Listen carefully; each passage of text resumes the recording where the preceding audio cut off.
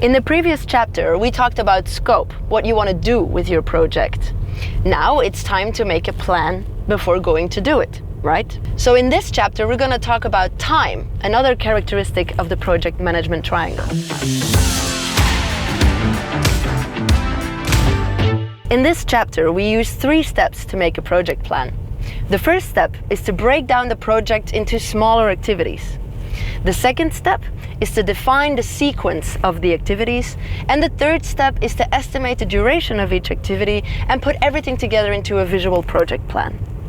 So I've had the idea of using a metaphor to explain these 3 steps. Making soup.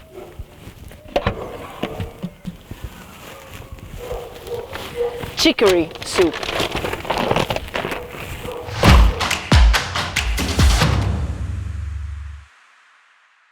The first step is to break down the project into smaller components or activities.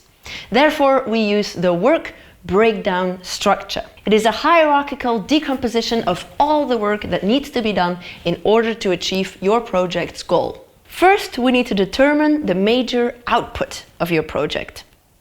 What must be produced in order to achieve your project's goal? If we go back to the soup, my goal is to serve chicory soup. So my major output can be to buy the ingredients, make the soup, serve the soup.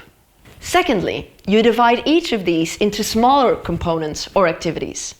For our soup example, we zoom in on the output, make the soup, and you can break that down into prepare the vegetables, boil the soup, mix the soup, season the soup, and so on.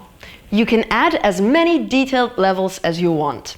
In our example, we zoom in on preparing the vegetables because you can break those down into washing the chicory and cutting the chicory.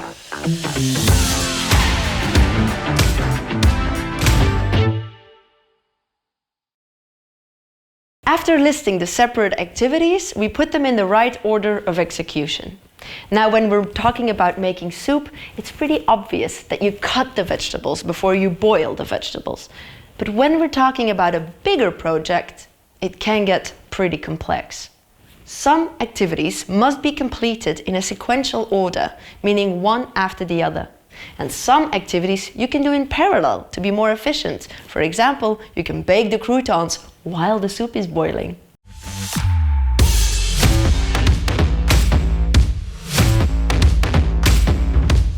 We can make this visible in what is called a network diagram. As you notice by the arrows, there is a chronological order I need to follow.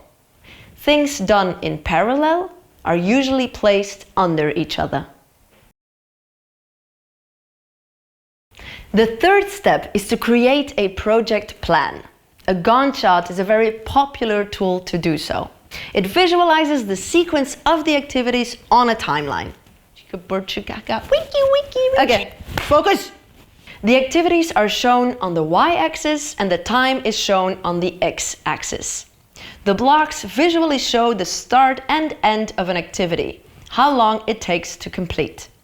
It's clear to see the sequence and the duration of all the activities. Often, a Gantt chart is expressed in days or weeks, but for our soup example, we use minutes. We can also immediately see that some activities can be done in parallel.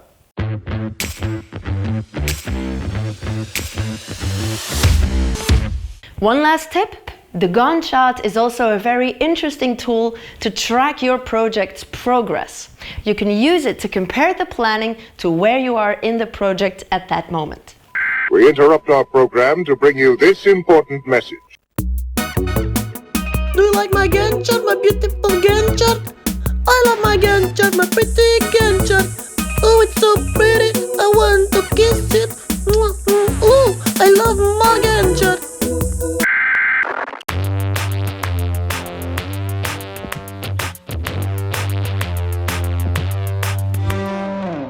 Let's summarize. We just learned how to create a project plan in 3 simple steps.